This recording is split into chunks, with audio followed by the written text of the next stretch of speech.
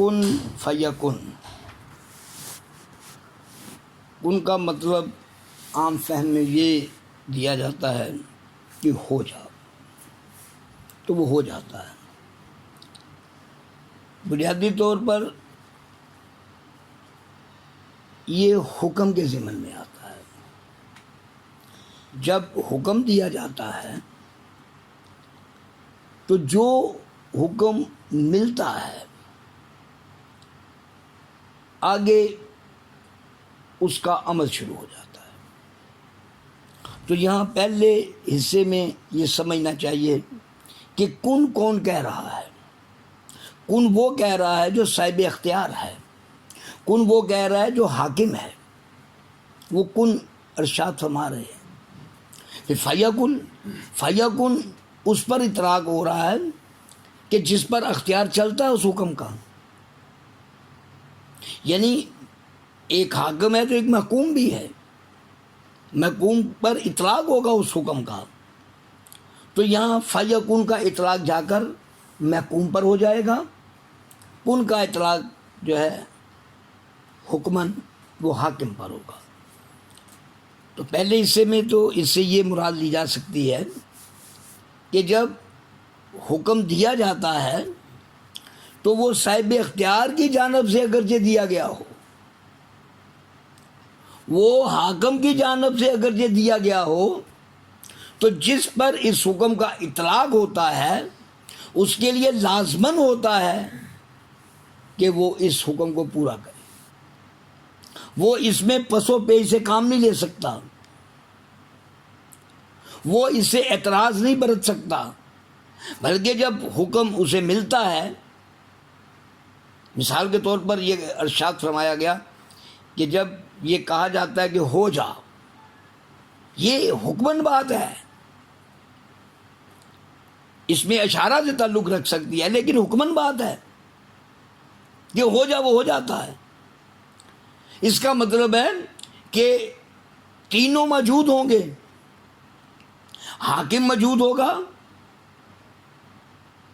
اس کے بعد محکوم موجود ہوگا، دوسرے حصے میں خالق موجود ہوگا، مخلوق موجود ہوگی، اور اس کے ساتھ علم اور عمل یہ بھی دونوں موجود ہوں گے. علم وہ ہوگا جو حاکم ارشاد فرما رہے ہیں، وہ علم کی صورت میں ایک حکم ہوگا. تو جو محکوم کر رہا ہے وہ عمل کی صورت ہے جو کہ محکوم سے ہے اور وہ اسے بجا لا رہا ہے.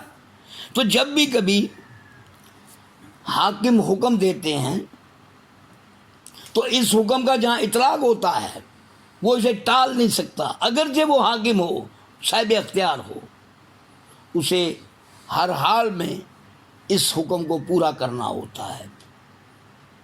تو یہ کن فیکن کی ایک بات ہے. اس کی تفصیلات بے شمار ہیں کہ یہ کہا جاتا ہے کہ یہ جب یہ کائنات بنی اس وقت بھی یہ کائنات جو ہے اس کا خالق ہے اور یہ ساری مخلوق ہے. جب اسے وجود دیا گیا تو حکم ہوا، اسے وجود مل گیا. تو یہاں کیا مراد ہے؟ یہاں سمجھنے کی بات ہے. اس کا مطلب یہ ہوا کہ حاکم کے حکم میں حکم کا پورا وجود ہوتا ہے، اور حکم کا وجود جو ہے یہ علم بن کر محکوم کے اندر اترتا ہے. جب یہ علم بن کر محکوم کے اندر اترتا ہے تو محکوم میں اس علم کے مطابق عمل کی صلاحیت موجود ہوتی ہے.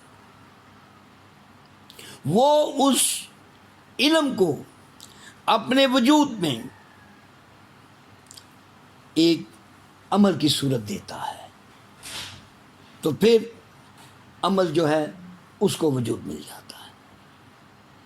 تو اس کا مطلب یہ ہوا کہ اگر حاکم ہیں تو ان کے حکم میں علم ہوگا، اگر محکوم ہے تو محکوم کے وجود میں جب علم آئے گا تو اس میں علم بما عمل کے تمام تر معاملات کو اور جزیات کو لے کر آئے گا.